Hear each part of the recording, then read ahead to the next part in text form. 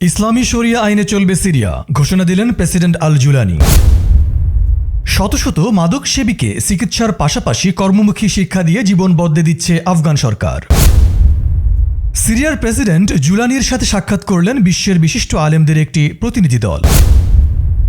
বিশ্ববাজারে মাংস রপ্তানির সিদ্ধান্ত নিয়েছে আফগান সরকার। সিরিয়ার নতুন সংবিধানে ইসলামী শরিয়াকে আইন শাস্ত্রের মূল ভিত্তি হিসাবে ঘোষণা করা হয়েছে।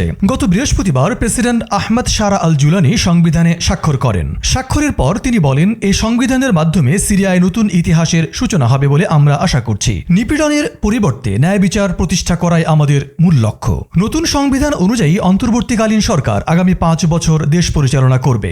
সংবিধান খসড়া কমিটির সদস্য আব্দুল হামিদ আল আওয়াক জানান, নতুন সংবিধান অনুযায়ী রাষ্ট্রপ্রধান অবশ্যই মুসলিম হবেন এবং ইসলামী আইন হবে আইনশাস্ত্রের প্রধান উৎস।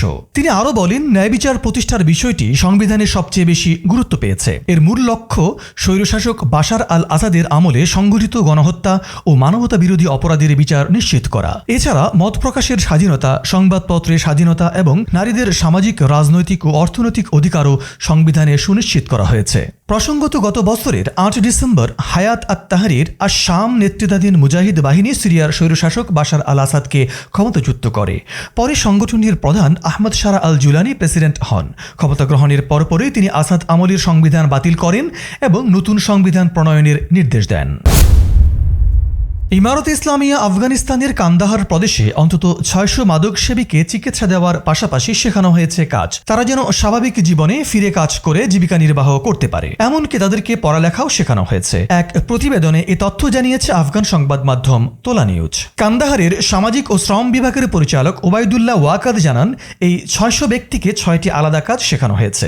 তারা এখন নিজ বাড়িতে ফিরে যাবে। এছাড়াও কাজ করার জন্য তাদেরকে প্রয়োজনীয় যন্ত্রাংশও দেওয়া হবে।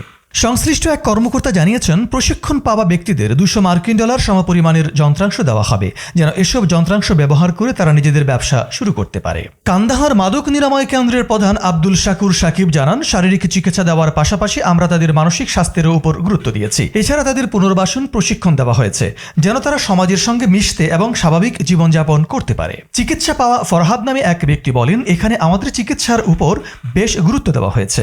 চিকিৎসার পর আমরা আবারও আগের স্বাস্থ্য ফিরে পেয়েছি। সঙ্গে আমাদের কর্মমুখী শিক্ষা দেওয়া হয়েছে। আমি সেলাইয়ের কাজ শিখেছি। এখান থেকে যাওয়ার পর আমার নিজস্ব ব্যবসা দেওয়ার পরিকল্পনা রয়েছে। সিরিয়ার প্রেসিডেন্ট আহমদ শারা আল জুলানির সঙ্গে বৈঠক করেছেন আন্তর্জাতিক মুসলিম উলামা প্রতিনিধিদের একটি প্রতিনিধি দল। গত সপ্তাহে মুসলিম উলামা ইউনিয়নের প্রতিনিধি দল সিরিয়ার রাজধানী দামেস্কে সফরে যান। পরে তাদের যথাযথ সম্মানের সঙ্গে প্রেসিডেন্ট ভবনে নেওয়া হলে বিপ্লবী নেতা আহমদ শারা আল জুলানি স্বয়ং তাদেরকে উষ্ণ অভ্যর্থনা জানান এবং বরণ করে নেন। এই প্রতিনিধি দলে ছিলেন ইউনিয়নের মহাসচিব শেখ ডক্টর আলী আল কারদাগি, তুরস্কের ধর্মমন্ত্রী ডক্টর আলী এরবাস, শেখ মোহাম্মদ আল হাসান বিন দিদো শানকিতি, ডক্টর আলী আস সাল্লাবি প্রমুখ। বৈঠকে প্রেসিডেন্ট আল জুলানি ভূয়সী প্রশংসা করেন উলামা প্রতিনিধি দল।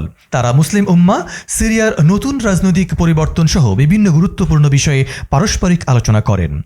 প্রেসিডেন্ট আল জুলানি সিরিয়া সফরে আসায় প্রতিনিধি দলের প্রতি কৃতজ্ঞতা প্রকাশ করেন এবং নতুন রাষ্ট্রে আলেম উলামাদের ভূমিকা ও নির্দেশনা প্রসঙ্গে আলোচনা করেন। সাক্ষাৎ শেষে প্রতিনিধি দলটি সিরিয়ার ঐতিহাসিক উমাইয়া জামে মসজিদে যান এবং সেখানে উপস্থিত মুসল্লি ও জনগণের উদ্দেশ্যে বক্তব্য প্রদান করেন।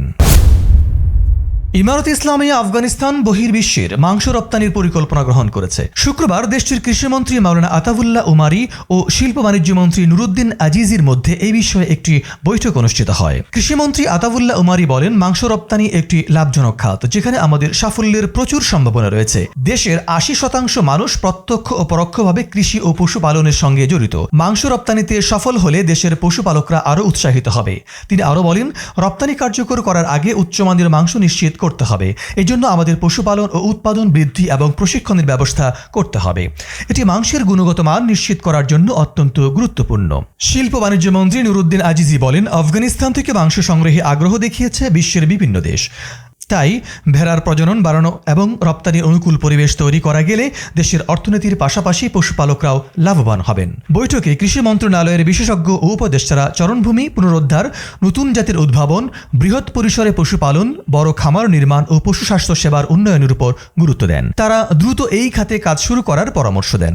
আফগান খাদ্য ও কৃষি সংস্থার তথ্য অনুযায়ী ইমারত সরকার ক্ষমতা গ্রহণের পর পশু খাতের আয় $6.7 বিলিয়ন পৌঁছেছে। পশু ও পোল্ট্রি শিল্পের উন্নয়ন নেওয়া বিভিন্ন পদক্ষেপের ফলে দেশ জুড়ে পশুপালনের পরিমাণ বেড়ে আনুমানিক 43 মিলিয়নে উন্নীত হয়েছে।